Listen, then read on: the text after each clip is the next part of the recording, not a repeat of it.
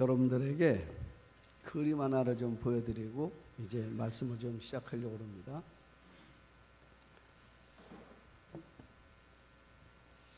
자, 우리 누가 그린 것 같아요? 어떤 분이 그러더라고요. 이번에 성경학교에서 유치부가 그렸나 그러더라고요. 자, 여러분, 이 그림이 얼마짜리인 줄 아십니까? 저게 900억짜리입니다. 저게 900억이에요. 더덕이라는 피카소의 드로잉 작품입니다. 별거 아닌 것 같죠? 여러분들도 그릴 것 같죠? 저 정도는. 근데 저게 900억짜리예요. 저 그림이 900억인 이유는 딱 한 가지입니다. 피카소가 그렸기 때문에. 여러분, 피카소가 그렸기 때문에 900억이 되는 거예요. 그러니까 미술 작품이라는 거는 누가 그렸느냐가 중요하더라고요. 자, 이제 그러면 저 그림을 보다가 이런 생각을 했습니다. 우리는 누군가, 나는 누군가 생각이 들었어요. 제가 에베소서 2장 10절을 참 좋아하는데 거기 보면 이렇게 써 있습니다. 우리는 그의 만드신 바라. 이렇게 써 있어요. 우리는 그의 만드신 바라. 이게 영어 성경을 보면 말이에요. 뭐라 써냐면 We are God's masterpiece. 이렇게 써 있어요. 우리는 하나님의 작품이라는 거예요. 작품. 마스터피스가 걸작이라는 뜻이에요. 걸작. 걸작이다.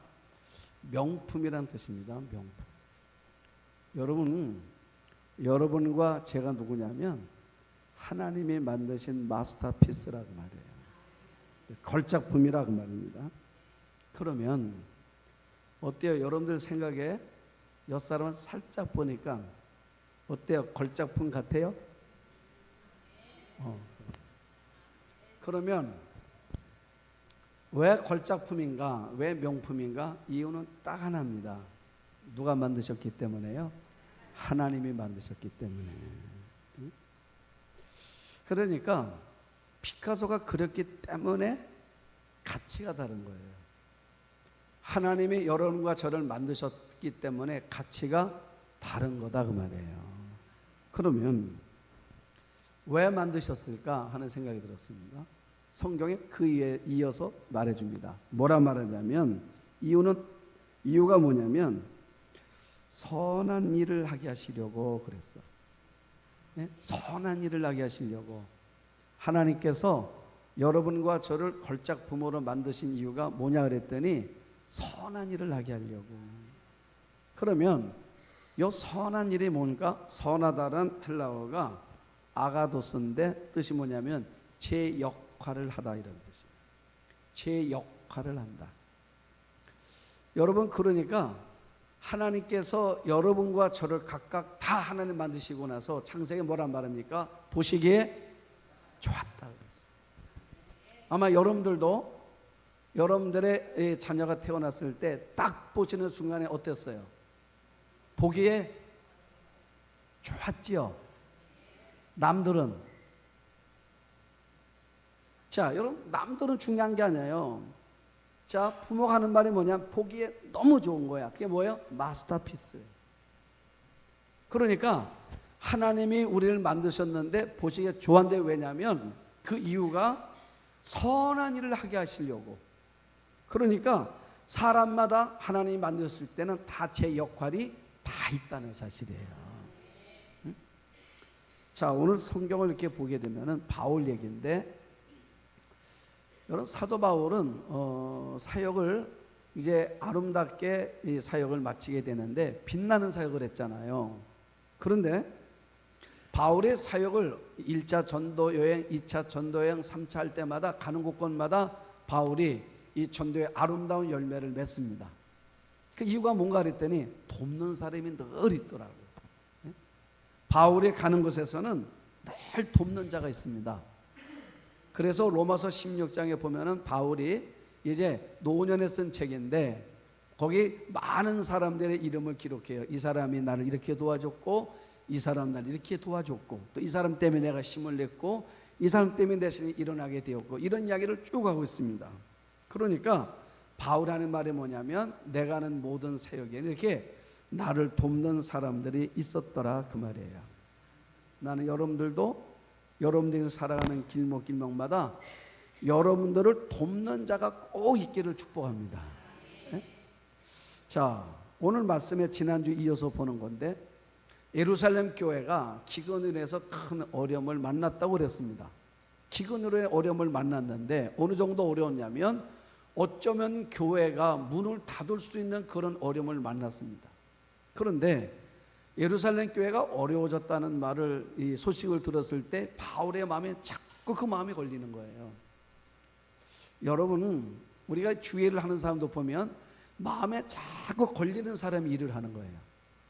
눈에 보여야 일을 하는 것입니다. 똑같은 일 앞에서 어떤 사람은 보이는데 어떤 사람은 안 보인다고 그래요. 여러분, 안 보이면 못합니다. 보여야 하는 거예요. 여러분, 맞죠? 이 보여야 하는 거예요. 그러니까 바울은 이게 자꾸 마음에 걸리는 것입니다. 이 예루살렘 교회의 어려움을 좀 도와야 되겠다는 마음이 들었습니다. 그래서 바울의 말을 듣고 고린도 교회와 이방 교회들이 자, 이제 연합해 가지고 예루살렘 교회를 돕기 위해서 지난주에 연보를 했다. 헌금을 했단 말이에요. 자, 헌금을 했는데 헌금이 많이 나왔어요. 그래서 20절 보면 거액의 연보라 이렇게 말해요. 많이 나왔어요.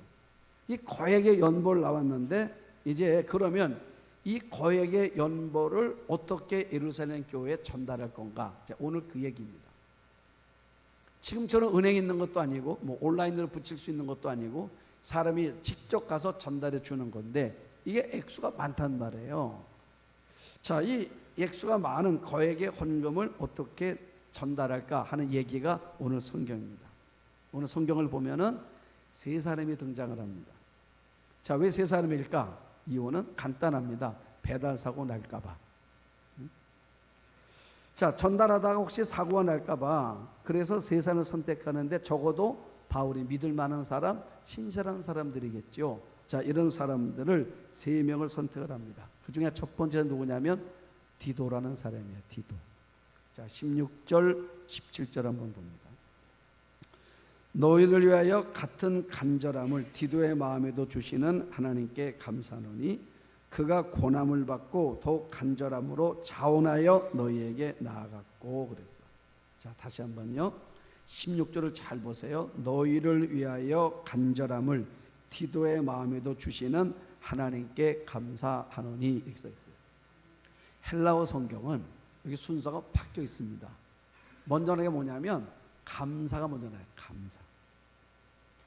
자, 그러면 뭘 감사하냐? 이 감사가 먼저 나옵니다. 그리고 감사한 내용이 나오는 건데, 자, 뭘 감사하냐면 지금 바울의 마음속에 지금 이 예루살렘 교회가 어려움을 겪고 있는데, 이 어려움을 겪고 있고, 그래서 우리가 헌금을 했는데, 자, 이 헌금을 이게 어떻게 이 전하는 방법에 대해서 막 애끌라는 마음을 갖고 있었는데, 나만 이 마음을 갖고 있는 것이 아니라 나와 똑같은 마음을 갖고 있는 사람이 있더라고 말이에요. 그 때문에 감사했다고 말이에요. 그러니까 나와 똑같은 생각과 똑같은 마음을 가진 것에 대해서 디도를 봤을 때, 디도와 대화를 나누다 보니까 내가 가졌던 마음과 똑같은 마음을 디도가 가지고 있더라고 말이에요. 그것이 디도의 마음속에 나와 같은 마음을 갖게 하신 이가 하나님이시다 그 말이에요. 그래서 감사한다 그 말이에요. 자, 예를 들면 이런 겁니다. 지금 우리 교회학교가 여름 성경을 하고 있습니다. 이제 오늘이면 다 맞춰지는데, 자, 교육자들 마음속에 이 손이 부족하잖아요. 이 손이 부족했는데 어떻게 하면 좋을까 하고 있는데, 내가 막 애끌려고 했는데 나와 똑같은 마음을 가진 분이 있어서 돕겠다고 나서는 분이 나왔을 때 우리가 뭐래요? 하나님께 감사하잖아. 네? 그런 얘기입니다. 성경 예를 들어보면 열왕기상 19장을 보면은 엘리야 얘기인데, 엘리야가 어느 날 사역을 하다가 말이에요. 사역을 하다가 지쳤어. 우리 말하면 일하다가 지쳤단 말이에요. 일하다가 지쳤어요. 일을 하다가 지쳐가지고 뭐라 말하냐? 하나님께 이런 얘기를 해요. 하나님, 나 좀 이제 그만 살고 싶다고. 일하다가 내가 이제 번아웃 돼가지고 더 이상 일하기가 어렵습니다. 너무 외롭기도 하고 힘들기도 하고 힘에 볶기도 하고. 그러니까 나를 그냥 좀 내 생명을 좀 걷어가 달라고 그랬어요. 자, 그래서 하나님께서 물어봅니다. 그 이유가 뭐냐? 그랬더니 뭐라면 나밖에 없다. 나 혼자밖에 없다. 나 혼자밖에 없기 때문에 하나님, 나 이제는 이 일을 하는데 내가 너무 지쳤습니다. 이제 나는 내 생명을 좀 걷어가 주세요. 그랬어요. 그랬더니 하나님 뭐라 말씀하시냐면 이렇게 말씀하시는 거예요. 열왕기상 19장 18절을 보면은 하나님이 엘리야에게, 엘리야야, 너처럼 바알에게 무릎 꿇지 않고 너처럼 바알에게 입맞추지 아니하는 자가 7,000명이나 있어. 내가 몰라서 그렇지. 너 혼자 아니야. 여러분, 너 혼자 아니야. 너처럼 바알에게 입맞추지 아니하고 바알에게 절하지 않은 사람이 7,000명이나 있어. 여러분, 그 말을 듣는 순간에 엘리야가 말해요. 얼마나 큰 힘이 나는지 몰라. 나 혼자인 줄 알았어요. 그래서 너무 힘들었습니다. 외롭기도 하고. 그런데 내가 몰라서 그렇지 나와 같은 사람이 이 땅 안에 7,000명이라는 사람들이 있더라는 것입니다. 여러분, 신앙생활이 그런 거예요. 인생살이가 그런 것입니다. 어떤 때는 우리 마음속에 나 혼자 있는 것 같아요. 그래서 나 혼자 있는 것 같아요. 너무 힘든 겁니다, 살아가는 삶이. 그런데 그렇지 않다는 것입니다. 내가 몰라서 그렇지 나와 같은 사람, 나를 이해할 수 있는 사람, 나를 도울 수 있는 사람, 내 마음을 알아주는 사람들이 내가 모르는 곳곳에 남겨져 있더라는 것입니다. 여러분, 교회가 그런 것이에요. 그래서 엘리야가 힘이 났어. 그런데 힘이 났는데 그 구조를 끝나고 난 다음에 바로 누가 나오냐면 엘리사가 등장하는 거예요. 그러니까 그 7,000명 가운데 있는 사람이 엘리사였어. 엘리사. 자, 그래서 엘리야가 그 엘리사를 만나면서 자신과 똑같은 마음과 똑같은 믿음을 가진 그 엘리사를 통해서 함께 동역하면서 이 엘리야가 힘을 얻어서 사역하는 것을 볼 수가 있습니다. 여러분, 오늘 바울이 말하는 것입니다. 나와 같은 마음을 가진 사람을 주신 하나님께 감사한다고. 디도를 보고 나서 여러분들께도 여러분 혼자 같지만 절대로 혼자 아닙니다. 여러분과 같은 마음을 갖고 있는 사람이 여러분 곁에 있다는 것을 여러분들이 꼭 기억하는 은혜가 있기를 바랍니다. 자, 그러면 바울의 마음속에 이런 고민이 있었던 겁니다. 어떤 고민이냐면 헌금인데 이 돈이란 말이에요. 근데 액수가 생각보다 많아요. 그래서 이거를 누구한테 맡겨서 보내야 배달 사고 없이 잘 갈 수 있겠는가. 그런데 바울의 마음속에 떠오른 사람은 디도밖에 없어요. 디도만큼 믿을 만한 사람이 없습니다. 그런데 문제는 뭐냐면 지금 디도는요, 저 고린도라는 지역에 갔다가 막 돌아온 상태입니다. 지쳐 있어요, 육체적으로. 왜냐하면 에베소에서 고린도까지 가는 길은 우리처럼 이렇게 무슨 뭐 차를 타고 그런 것도 아니고 열차편으로 가는 것도 아닙니다. 걸어서 가는 거예요. 산맥을 넘어야 돼요. 산맥을 넘어야 돼요. 그러니까 이게 얼마나 고단한 길인지 몰라요. 그 길을 몇 달을 거쳐서 갔다 왔단 말이에요. 막 도착한 겁니다. 자, 와 있기 때문에 이미 심신이 지쳐 있어요. 피곤했습니다. 그러니까 피곤해 있는 디도에게 이 일을 맡긴다는 것이 너무나 미안하고 너무나 어려운 거예요. 아마 어쩌면 바울이 마음속으로 생각해서 디도를 몇 번을 봤을 겁니다. 말해야지, 너밖에 없어. 그런데 막상 말을 해보면 이미 디도는 너무 지쳐 있는 거예요. 말하지 못하는 것입니다. 망설이다가 말을 꺼낸 것입니다. 그게 17절이에요.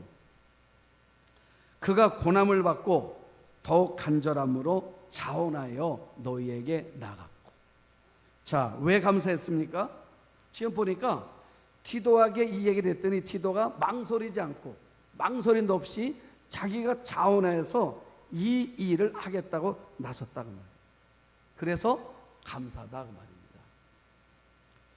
자, 여러분, 디도는 어떤 사람이냐면 주의 일이라면 어떤 것도 망설이지 않는 사람이 디도입니다. 이런 사람을 가리켜서 잠언 25장 13절은 얼음 냉수 같다 그래서 얼음 냉수 같다. 우리 잠언 25장 13절을 보면은 이렇게 말합니다. 충성된 사자는 그를 보낸 이에게 마치 추수하는 날에 얼음 냉수 같아서 능히 그 주인의 마음을 시원하게 하느니라. 여러분 누가 충성된 일꾼인지 아십니까? 주인의 마음을 시원하게 해주는 사람.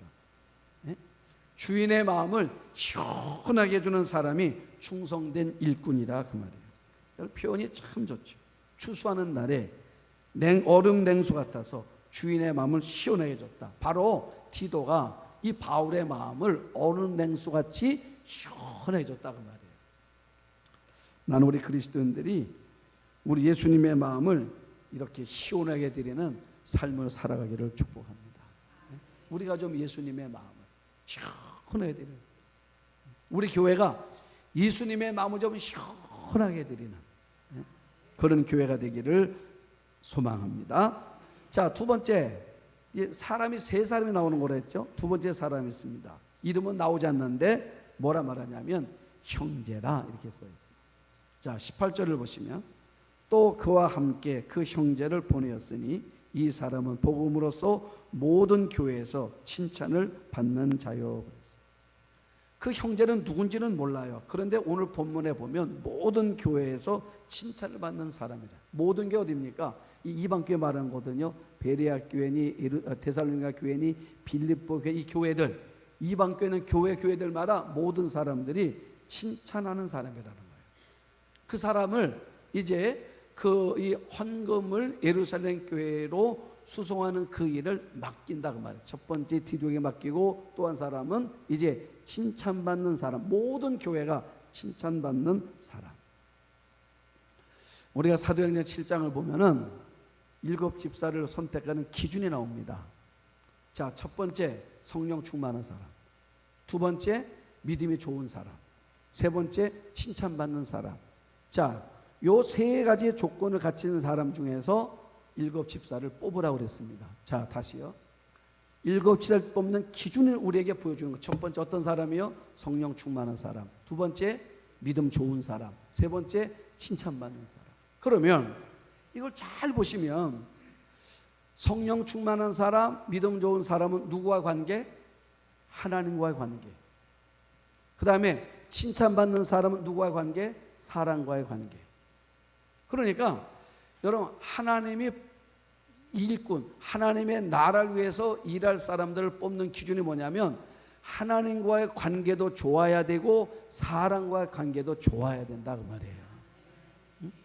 그러니까 성령 충만한 사람, 믿음 좋은 사람, 우리가 하나님의 일을 하려고 그러면 하나님과 관계가 좋아야 돼요. 어떤 사람은 칭찬받는 사람, 사람과 관계는 좋아요. 그런데 하나님의 관계가 안 돼. 그러면 안 되는 거예요. 자, 또 하나, 하나님과 관계는 잘하는 것 같아요. 근데 사람과 관계가 잘 안 돼. 그래도 안 되는 거예요. 요 세 가지 기준을 늘 생각해야 됩니다. 첫 번째 성령 충만한 사람, 두 번째 믿음 좋은 사람, 세 번째 칭찬받는 사람. 그러니까 우리가 이 땅을 살아갈 때마다 우리 자신이 늘 내 자신에게 물어봐야 돼요. 내가 어떻게 살고 있는가? 하나님과 관계에 있어서 내가 성령 충만한가? 내가 믿음이 좋은 사람인가? 믿음 생활 잘하고 있는가? 이거를 여러분들이 늘 점검하시라고 말이에요. 그러면서 또 한 축으로는 뭘 보라고요? 사람과 관계를 보란 말이에요. 내가 사람과 관계 속에서 칭찬받고 있는가? 인정받고 있는가? 사람과 관계를 잘하고 있는가? 여러분, 이 두 가지를 우리 교회 성도들은 다 잘하는 여러분들 되시기를 축복합니다. 이 두 가지를 다 잘해야 돼요. 그러니까 지금 두 번째 사람을 선택하는데 모든 교회가 아무 이름인데 그 사람 괜찮은 사람이에요. 그 사람 참 좋은 사람이에요. 라고 이렇게 인정을 했다고 말이에요. 그러면 자, 이렇게 인정을 받았는데 우리가 19절을 보니까 이뿐 아니라 그는 동일한 주의 영광과 우리의 원을 나타내기 위하여 여러 교회 택함을 받아 우리가 맡은 은혜 일로 우리의 동행하는 자라 그랬어요. 그러면 자, 우리가 19절을 보면 모든 교회가 이 형제를 이 일에 적합한 사람으로 뽑아 보낸 사람이라고 그랬습니다. 그러면 은혜의 일은 뭐냐? 그러면 이 사람들이 할 일이 뭐냐? 자, 그랬더니 20절에 뭐라 말합니까? 이것을 조심함은 우리가 맡은 이 거액의 연보에 대하여 아무도 우리를 비방하지 못하게 하려 함이니. 그래서 오늘은 이 돈 보내는 얘기하는 거예요. 돈 보내는 얘기. 그러니까 은혜의 일이 뭐냐? 이 은혜의 일이 뭐냐? 은혜는 다른 것이 아니라 이 거액의 연보를 예루살렘 교회에 잘 보내는 일이라고 말이에요. 돈을 보내는 일이에요. 그러면 사도 바울이 이 돈 보내는 일에서 이 성경을 이렇게 길게 할애해서까지 이거를 중요하게 여기는 이유가, 예민한 이유가 뭐냐? 몇 가지 이유가 있습니다. 자, 하나는 뭐냐면 이런 거예요. 여러분, 디도는 아주 신실한 사람입니다. 여러분, 디도는 믿음 좋은 사람이에요. 그런데 이게 신실한 사람인데도 보면 한순간에 이 물질의 유혹에 빠질 수 있다고 말이에요. 우리 가끔 이게 언론에 나올 때도 보면 여러분, 목회를 잘했던 분들이, 신앙생활을 잘했던 분들이 어떤 이 돈에 매여가지고 이 돈 문제 때문에 어떤 자기네 명예를 다 잃어버리는 사람들을 가끔 우리가 보게 된다고 말이에요. 그러니까 바울은 그럴 수 있다고 생각하는 것입니다. 신실한 사람도 이 물질의 유혹에 넘어갈 수 있다고 생각하는 것입니다. 그래서 그것을 방지해 주기 위해서 또 다른 사람을 붙여주는 거예요. 맞습니까? 응? 여러분, 돈은 그런 거예요. 아마 여러분 한번 생각해 보세요. 여러분들이 교회 오다가 차를 내렸는데 그 밑에 운전석에서 내려서 이렇게 보니까 5만 원짜리가 뭐 많진 않아요. 한 장이 딱 있어. 그러면 그거를 딱 보는 순간에 마음이 좀 흔들려요? 안 흔들려요? 아, 고맙습니다. 아, 흔들리지. 저도 지난주에 10,000원을 주웠어요. 한강에서 10,000원을 주웠어. 이렇게 접혀 있는데 이렇게 보면 10,000원이더라고. 참 미안해요. 여러분, 큰 돈 아닙니다. 내 마음에도 10,000원은. 그런데 갑자기 보는 순간에 가슴이 뛰더라고. 막 쿵쿵 뛰는 거야. 왜 그런지 뛰더라고. 그래서 순간적으로 이걸 주워야 되나 말아야 되나 막 고민을 했어요. 자, 그 다음 얘기는 안 하겠습니다. 자, 여러분, 그런 거예요. 그냥 바울의 마음속에 자, 이 헌금에 대해서 혹시 마음이 흔들릴 수 있다. 그래서 뭐예요? 누군가를 붙여주면, 그래서 우리가 죄를 지을 수 있는 그런 미연에 방지해 줄 수 있다는 것입니다. 그 사람을 붙여주는 거예요. 우리 아멘. 네? 그 다음에 두 번째 이유가 있습니다. 두 번째 이유는 뭐냐면, 지금 이 헌금을 하는데 제일 예민한 교회가 있어요. 그게 고린도 교회입니다.